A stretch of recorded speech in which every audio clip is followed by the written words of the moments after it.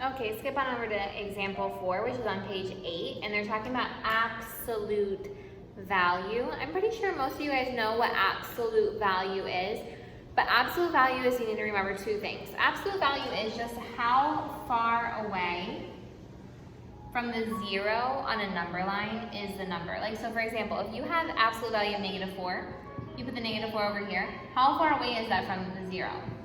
4 spaces, okay? The second thing you need to understand about absolute value, because it goes with this, is that it's always positive. Okay, it doesn't matter, guys, that you have a negative number. It's still only 4 spaces away from the 0.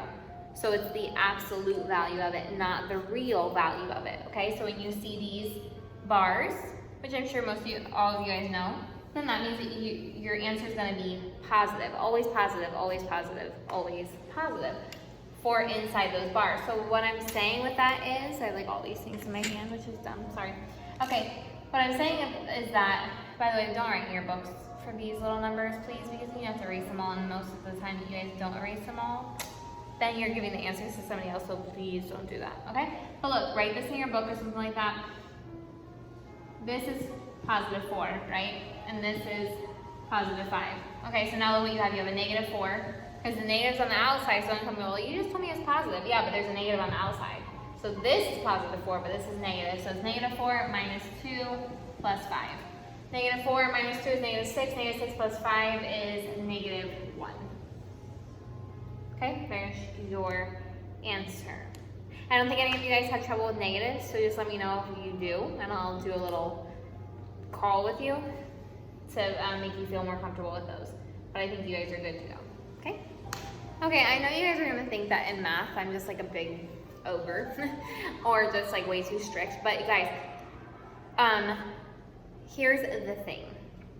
This whole problem right here, example 5, is all about whether or not you follow the instructions of parentheses. So if you're doing problems like this and you just think the parentheses are just not important at all, you are a keto cow, okay? Because they are important, it's gonna change your answer, and you're gonna be frustrated and say, why am I getting the wrong answer? Please be frustrated, by the way. You guys need to care about math. But it's all about understanding your parentheses. That's all this is, okay? Because what that means is this. You have to look at this one right here and say it's -2 to the third, but it's in parentheses. That means that your answer may or may not be negative for this one. Well, you have to go -2 times -2 times -2. Well, 2 to the third is 8. Rule, if it is a impar exponent, an odd exponent, 1, 3, 5, 7, 9, etc., etc., etc., then you're going to keep that negative. If it's negative there, it's going to stay negative. Because think about it. -2 times -2 times -2 is -2 times -2 is 4. 4 times -2 is -8. Anytime you have impar as your odd numbers as your exponents, if there's a negative to start with, you're going to have a negative in your answer. So what is this going to be? -8. Okay. Plus, now this one doesn't have parentheses, so you already know that that negative stays there. There's no way to get rid of that negative because it's not in the parentheses. So you're not doing -2 times -2. You're doing negative on the outside, 2 times 2. You're always keeping that negative. So, negative, then 2 to the 2 is 4. Minus, okay, now you're back to inside the parentheses, which means it may or may not be negative. And look, it's it's even exponent, which means that this is going to be positive inside. Always positive, so it's going to be 4, +4. The only reason why it has a negative in front is because there was a negative there, okay? +4. Can you go like this? Well, that's negative, and that's negative, positive. No, you cannot, because you have to do your exponents first, okay? Let's just review that really quick.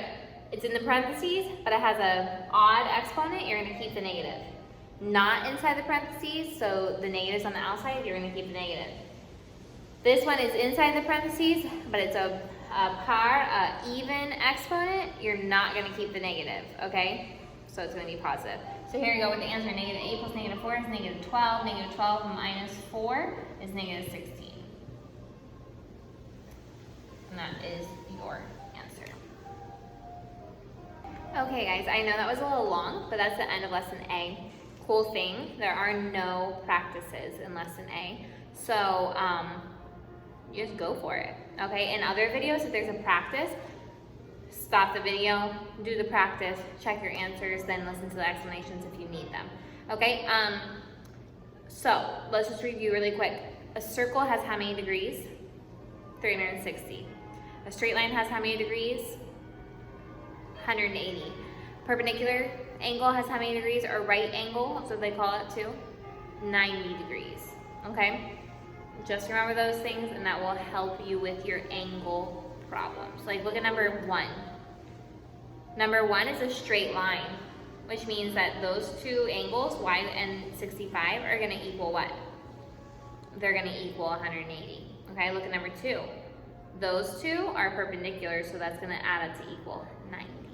That's all the hints I'm giving you, okay? You guys can do it.